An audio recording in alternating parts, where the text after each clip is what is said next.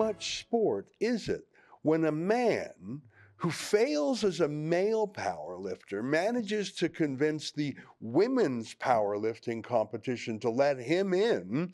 He gives himself a women's name. He's over the hill. He's 40, which is getting up there in terms of this competition, and he crushes every single record in existence.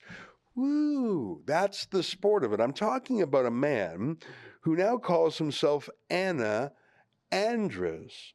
And here he is just crushing it at the powerlifting championships in Canada recently. Take a look at this.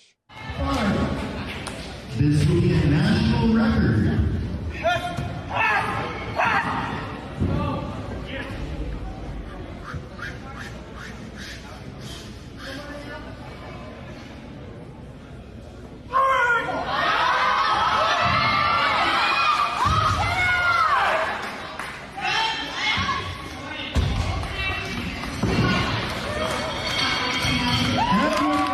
Yeah, who was applauding? And what were they applauding for?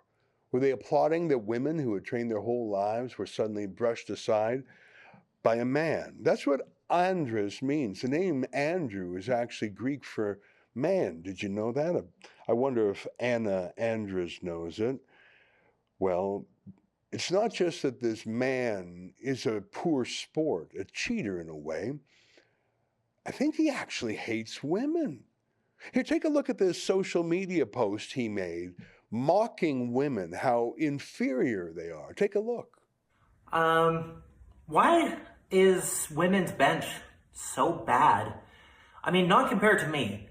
We all know that I'm a tranny freak, so that doesn't count.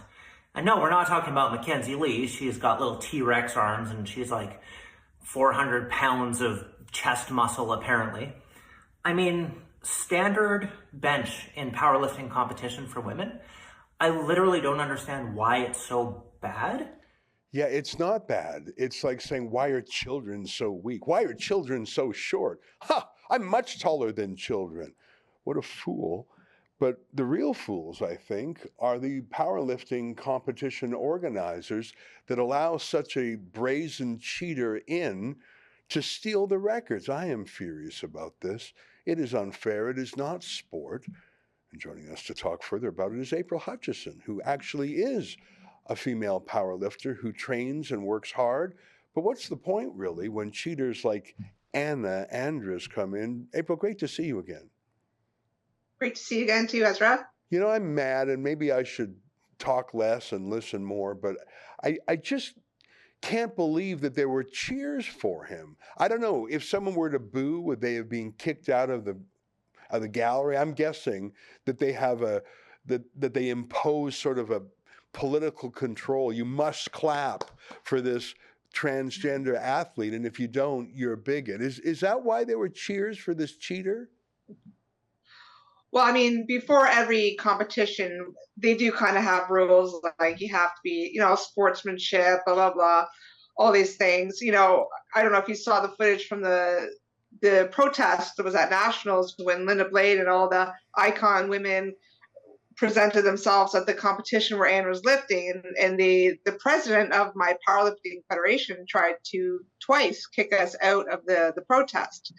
Now, people that are cheering, actually, I did hear that the one woman that competed against Anne on the podium from Sunday had no idea that Anne is a biological male. So we have one person that's clueless. The other person to the other side is just like, what's going on? People that are clapping, a lot of them don't even know that he was a man, even though he's been in media attention for the last year.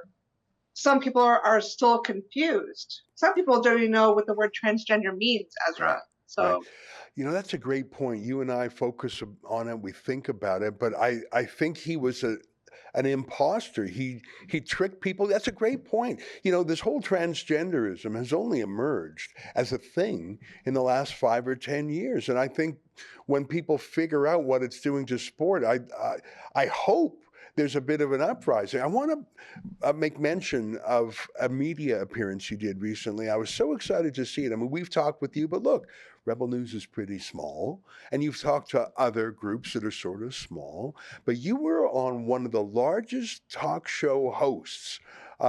Piers Morgan and his TV and radio show. It's one of the biggest interviewers, very famous, both in the United Kingdom and in North America. I want to play an excerpt from your interview with Piers Morgan, just because I'm sort of excited that you broke through into the mainstream media. And Piers Morgan, you know, he doesn't suffer fools gladly. He's an equal opportunity critic, but I think he's fair-minded. I'd say he's a pretty fair dealer.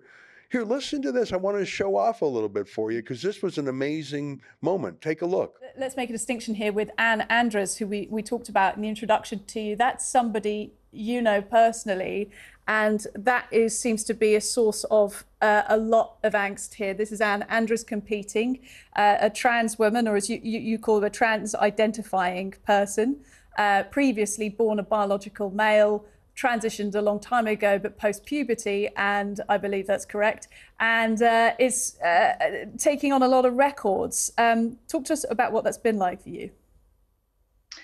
Yeah, so Anne actually just broke the national records for all the master records yesterday while competing at the Western Regions.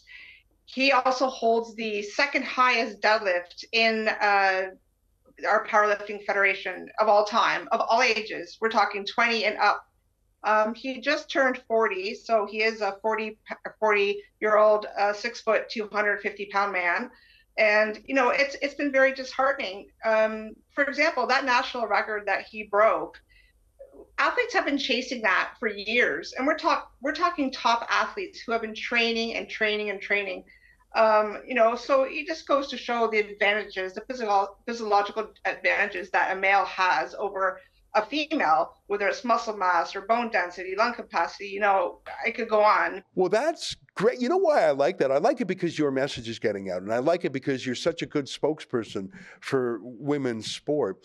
But I like it because it's sort of proof to me that more and more people are waking up to the threat of transgenderism destroying women's sport. I regarded that as a kind of milestone that we're breaking through. What do you think?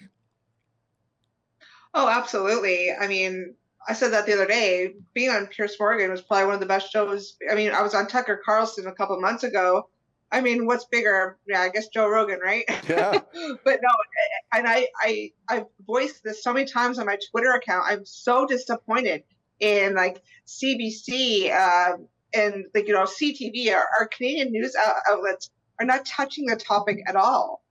Why? Probably because, I mean, A, our government, but B, they know that I'm right. Like, they have no argument. So, I mean, but it's very disheartening that they are not even if they actually, you know, had my side of things and then heard Anne's side of things, like any attention would be great. But honestly, I reached out to my American friends, and I mean, Riley Gaines has been awesome.